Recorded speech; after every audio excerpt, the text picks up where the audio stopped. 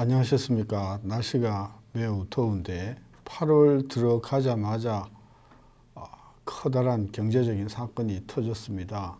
일본이 그동안 말도 많던 화이트리스트에서 한국을 제외하기로 8월 2일 가기에서 결정을 하고 이제 형식적인 절차를 거치면 8월 말쯤에는 공식적으로 발효가 된다고 합니다. 일본 가기가 화이트리스트에 배제하는 그날 10시 한 20분경에 나왔는데요.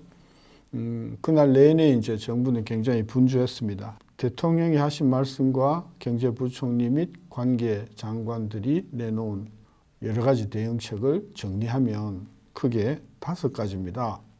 첫째, 정부와 기업의 역량을 믿고 국민들이 단합해서 정부를 지지해 주라.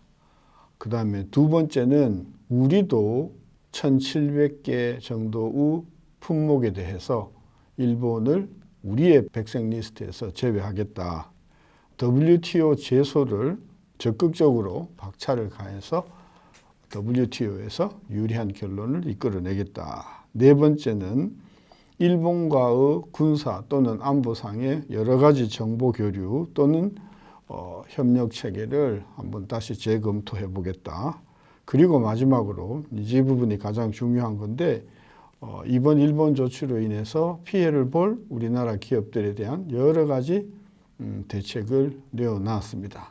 그래서 지금까지 말씀드린 그날 나온 5가지 중심으로 생각을 정리해 보겠습니다. 첫째, 대통령께서 국민들에게 당부하신 전폭적인 지지, 그것은 걱정 아니하셔도 된다. 우리 국민들은 대통령 이상으로 일본에 대해서 확고한 어떤 그런 정신을 가지고 있으니 국민의 지지는 저는 의심할 여지가 없다. 그다음에 두 번째로 우리 정부가 일본에 대해서 백색 국가 지위를 해제한다고 했었는데 저는 아쉬운 부분은 일본이 조치를 발표하는 그 순간 10시 한 20분경인데 그때 우리 가기를 통해서 우리도 똑같이 이 맞불을 놓았으면 어떻겠는가. 저는 그것이 더 임팩트가 있었을 것이다. WTO 최소 문제는 이것이 절차도 그렇고 또 그것이 WTO에서 우리 쪽에 유리한 쪽으로 판결이 나는지조차도 일단 가봐야 하는 것이니까 이것은 우리가 논외로 치십시다.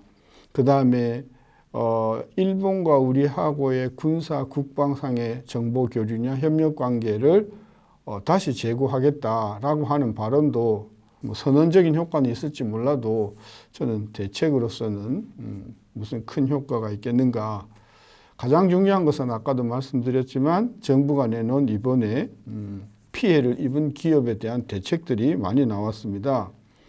거기에 대해서 우리가 조금 보완할 것을 지적을 하면 정부는 이번에 대상 물자가 1194개인데 그 중에서 159개의 품목을 크게 영향이 있을 품목이라고 보고 이 부분에 대해서 정부가 지원을 하겠다 이런 말이 있었습니다. 저는 민감한지 안 한지 영향이 큰지 안 큰지는 정부가 예단하거나 정부가 판단할 일이 아니고 그것은 오롯이 기업이 판단할 문제이므로 기업에게 맡겼었어야 된다. 저는 그런 생각이라서 1194개의 품목 중에서 159개만 품목이 영향을 받을 것이라고 지정한 것은 조금 문제가 있다고 보는 것입니다.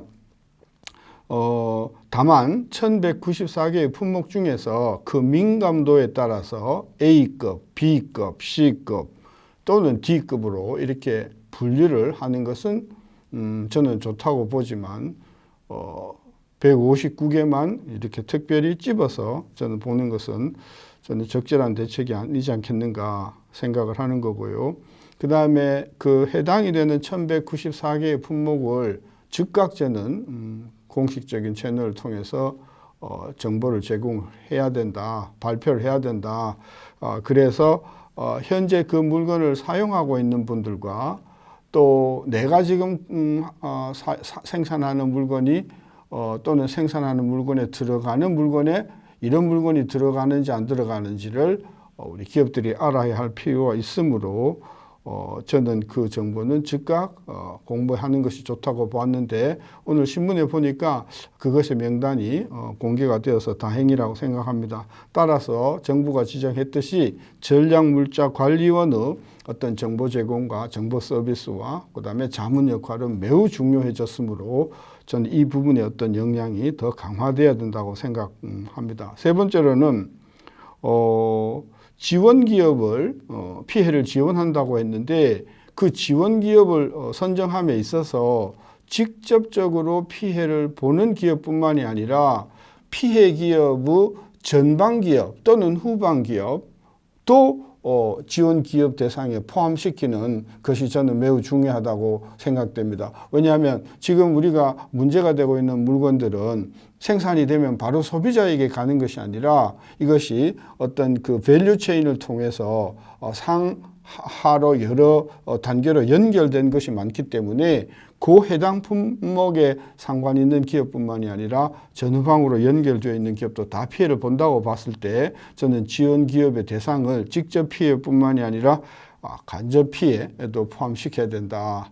마지막으로 정부의 발표를 보니까 지원 대상이 되는 기업에게 지원을 한다 이렇게 되어 있는데 도대체 피해가 뭔지 무엇이 정부가 제공하는 지원의 대상이 되는 피해인지 또 피해의 어느 범위까지 정부가 지원을 하는지 이런 부분에 대한 저는 상세한 내용이 없어서 이 부분이 꼭 필요하다고 제가 지적을 하고 싶습니다. 그 당일날 정부가 여러 가지 대책을 마련을 했지만 좀 더 가다듬어서 해당 기업들이 구체적으로 어느 정도 어디까지 지원을 받을 수 있을 것이다. 그리고 지원을 하려면 어떤 절차를 따라야 된다 하는 이런 것들에 대해서 정부가 당일 저는 상세하게 기업에게 알려줬으면 저는 훨씬 더 좋은 대책이 아니었는가 생각을 하는 겁니다. 이제는 정부의 이번 대책의 성공 여부는